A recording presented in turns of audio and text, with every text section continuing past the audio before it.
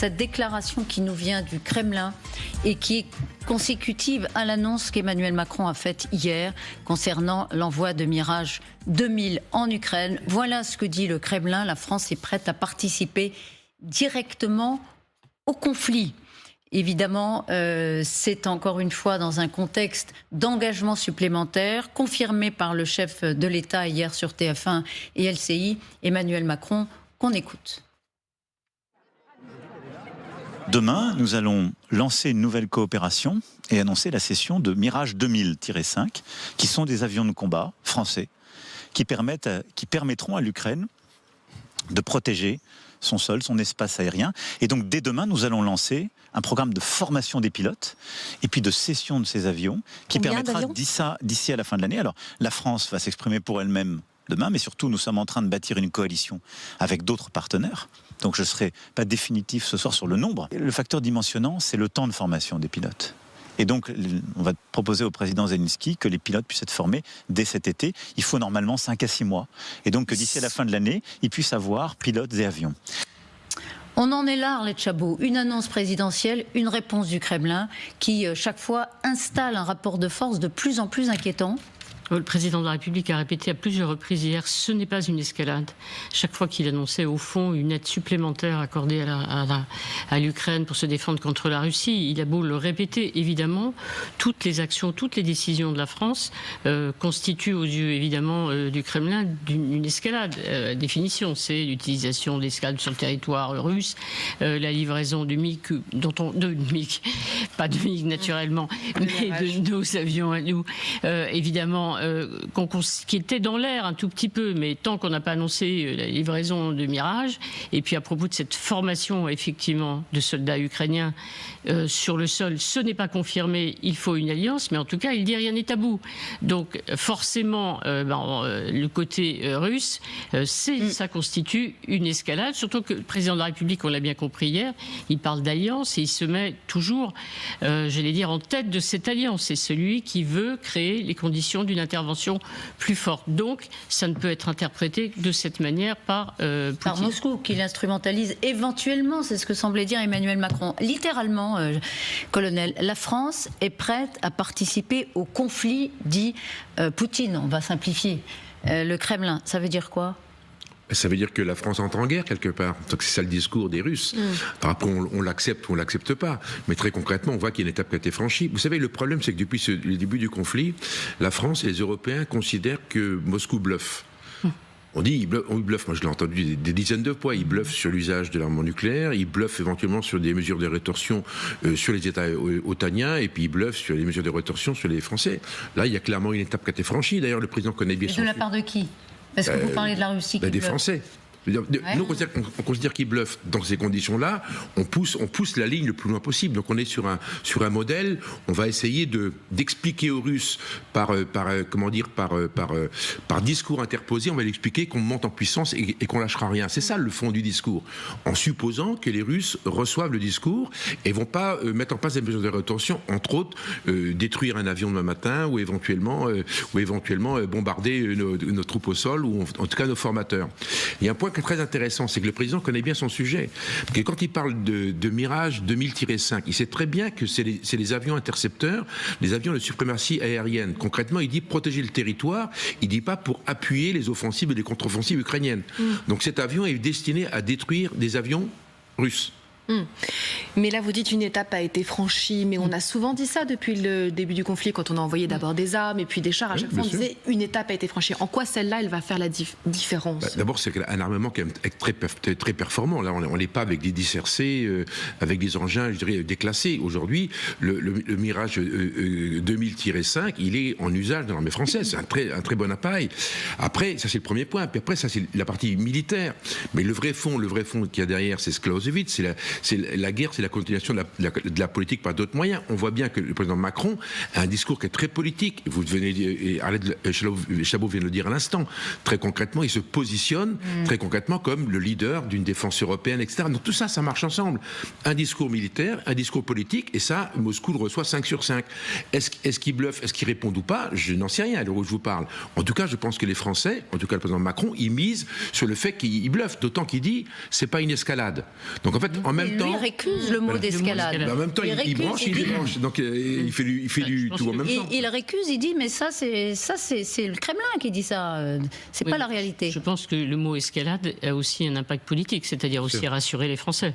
Évidemment, de dire à chaque fois, ce n'est pas une escalade, donc parce qu'il y a beaucoup de Français qui sont sensibles au discours du président nous entraîne dans la guerre, veut nous entraîner dans la guerre. Et on est à un moment un peu crucial aussi électoralement où ce discours est repris, partagé et peut avoir un impact, évidemment. On va lire plus avant le communiqué du Kremlin. Donc la France est prête à participer. Disons, dit Peskov, le porte-parole, que M. Macron démontre un soutien absolu au régime ukrainien et déclare que la République française est prête à participer directement au conflit militaire. Donc là, il n'y a plus aucune ambiguïté, c'est vraiment, on répond à Macron, quelques heures après la confirmation de l'annonce des Mirages, et il est prêt à participer directement au conflit. La République française, c'est assez... pourquoi est-ce qu'il utilise ce mot? Il aurait pu dire la France... Oui, mais c'est le président, c'est l'État, c'est la France, la République. Alors, est-ce qu'un moyen de faire une différence entre Emmanuel Macron et la France? C'est pas la France, c'est la République incarnée, je pense, par Emmanuel Macron. C'est pour ça peut être ça un tout petit peu. Voilà, c'est subtil, hein, c'est subtil. C'est pourquoi on en parlait tout à l'heure. On peut parler du régime de Vichy, on peut parler du gouvernement provisoire de la France à Alger en juin 1944. Ils font un distinguo entre la République française avec son chef d'État Emmanuel Macron et la France qui pourrait être à l'avenir représentée par d'autres personnes, par d'autres partis politiques. C'est assez subtil dans le jeu des Russes et à chaque fois il faut bien décrypter tous les mots, tous les messages. Aujourd'hui, clairement, c'est pas une escalade, c'est un pas de plus dans l'aide que les alliés apportent à l'Ukraine, en l'occurrence la France, qui envisage donc de mettre sur pied cette coalition d'avions performants, les Russes le savent, et qui vont apporter ce que demandent les Ukrainiens depuis le début de la guerre. Moi, je me rappelle très bien, dans les premiers jours, notamment dans l'ouest de l'Ukraine, ils demandaient une no-fly zone, que le ciel soit interdit aux avions russes pour ne pas se faire bombarder, pour ne pas que les jardins d'enfants, que les plus vulnérables soient bombardés. Les Mirages 2000-5 peuvent permettre ceci. Alors, vous dites pas d'escalade, ce n'est qu'un pas en plus, mais c'est pas du tout ce que disent les oppositions quand on les lit. Là, on voit Fabien Roussel qui dit « J'entends les appels à entrer dans une troisième guerre mondiale, à revivre un D-Day. Je vois mon pays s'enfoncer dans la guerre. Nous n'en voulons pas. » Idem pour Marine Le Pen qui était ce matin sur RTL et qui dit que Emmanuel Macron appelle à la guerre. Ce qui est sûr, c'est qu'on a le sentiment qu'il a envie d'une guerre, en fait. Il a envie d'une guerre? Ouais, Sérieusement? C'est ça qui me pose un problème. En réalité, on a le sentiment qu'il souhaite entrer en guerre. Et qu'il fait tout pour essayer d'aggraver la pression qui pourrait entraîner demain une escalade. Zarlet Chabot. C'est le jeu de la campagne, évidemment. Et Marine Le Pen répète avec cette position qui est assez subtile du Rassemblement national. C'est à la fois nous apportons tout le soutien à l'Ukraine, mais eux fixent des limites, bien entendu, et considèrent que toutes les annonces faites hier par le président de la République constituent des escalades et qui sont, c'est pour ça d'ailleurs effectivement qu'il y a cette réponse russe, qui mettent en danger notre pays, qui l'entraînent. On est dans un engrenage qui va nous conduire à cette troisième guerre mondiale. Donc, il le décrit comme quelqu'un qui a envie de la guerre. Elle va loin. Parce que envie, parce que encore une fois c'est le jeu, parce que c'est le président encore une fois veut ce rôle de leader en Europe. On voit bien aujourd'hui que c'est encore plus flagrant, j'allais dire, depuis quelque temps, parce que le président parle effectivement de ses alliances. Alors c'est rassurant d'un côté parce qu'on dit la France ne va pas aller seule, envoyer éventuellement des formateurs, il faut des alliés, il faut être plus nombreux. Mais c'est la France qui est à l'initiative. C'est pas la même chose de dire il a envie de la guerre que de dire il a envie de défendre l'Ukraine. Vous voyez ce que je veux dire? Ce n'est pas du tout la même chose, bien entendu. C'est ce qu'elle dit. C'est ce qu'elle dit. Ouais. On entend presque qu'il a besoin de la guerre. Il a besoin, dans la situation électorale dans laquelle il est. On pourrait presque le traduire comme ça. Oui. En même temps, Marine Le Pen est également dans ce rôle. C'est une opposante pure et dure. Il y a une élection dimanche.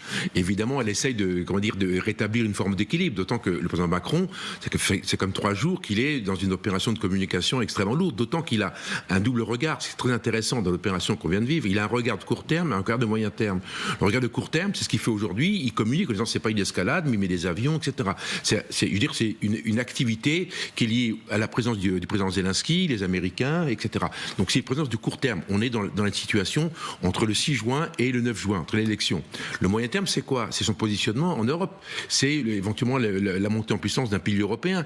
Et très concrètement, aujourd'hui, moi je pense pas qu'il veuille une guerre. Bien évidemment, ça me paraît absurde. C'est vraiment ce regard qui projette dans le coup. Il a un coup d'avance dans le coup suivant est très intéressant parce qu'il se positionne comme le leader, d'un pilier de défense européen, tout simplement. Mais peut-être qu'il ne mesure pas les conséquences, que tout ça, c'est fondé sur le bluff.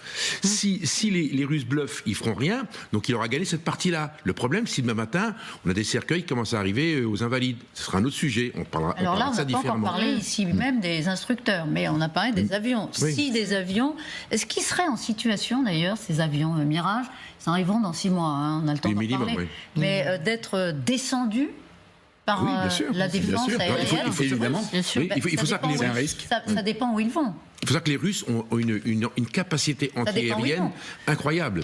Oui, mais s'ils vont frapper, l'exemple que donnait le président de la République, c'était par exemple d'aller frapper des sites russes qui tirent sur l'Ukraine, protégés derrière la frontière russe. Donc là, ils vont être à peu près au niveau des deux frontières, en surplomb de la frontière entre l'Ukraine et la Russie. À cet endroit-là, il y a un risque d'être descendu, notamment par les systèmes assez perfectionnés S-300, S-400 russes. Et à ce propos-là, il y a la présidente de la commission défense du Bundestag en Allemagne, à qui on a posé la question, qu'est-ce qui se passe si un avion russe est descendu par un avion occidental? À l'inverse, elle a répondu tout simplement, ça fera un avion de moins, un avion qui ne pourra plus bombarder l'Ukraine. En fait, c'est comme ça que ça se passera.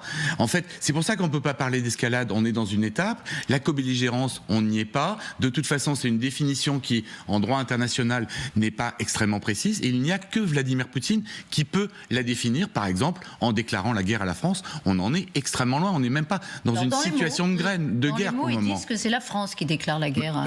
Oui, mais ça, c'est la sémantique russe. Là, il y a un point technique. On est dans le bluff toujours. C'est intéressant que c'est un avion de suprématie aérienne, donc est destiné à tirer sur d'autres avions.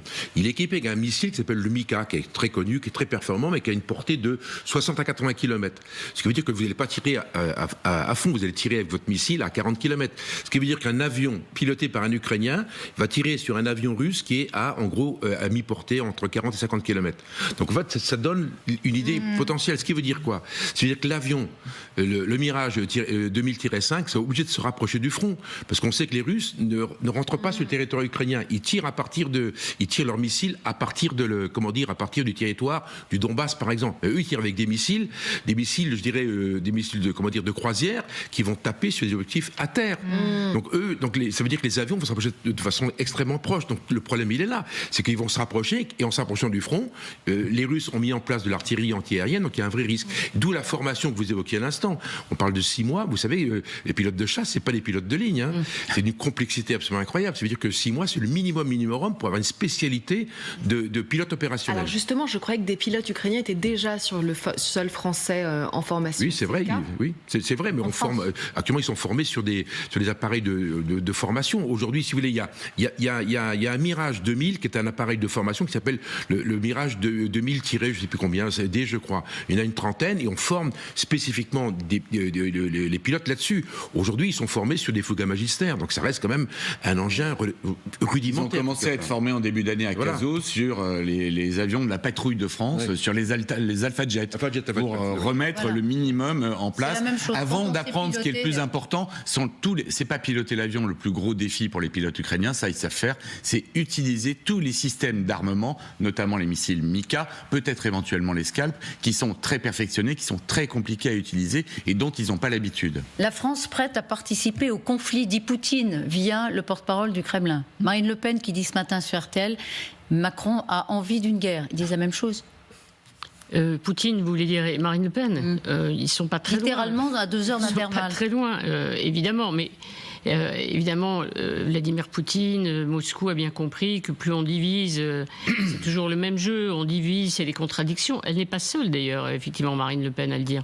On a cité tout à l'heure, effectivement, le Parti communiste, Fabien Roussel. Il y a aussi, bien entendu, les Insoumis. Il y a une partie de la droite, même chez les Républicains, qui est extrêmement inquiète de la manière dont le président de la République prolonge, développe son soutien à l'Ukraine. C'est très important ce soir, la conférence de presse qui aura lieu entre Volodymyr Zelensky et le président Macron. Y aura-t-il d'autres annonces? Le président précisera-t-il ses intentions?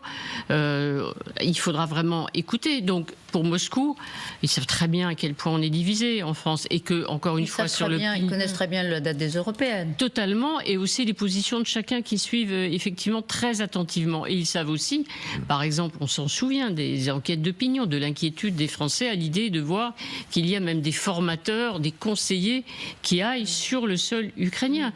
Il y a une inquiétude, donc ils jouent sur cette inquiétude. C'est bien entendu, c'est l'évidence aujourd'hui, avec effectivement une certaine habileté, parce que, comme on faisait remarquer tout à l'heure, c'est la République française, c'est pas la France. Et comme nous disons, Poutine, c'est pas la Russie, ou ce ne sont pas les Russes. Nous continuons à aimer les Russes, mais nous n'aimons pas leur régime. C'est à peu près le même distinguo qu'ils font aujourd'hui.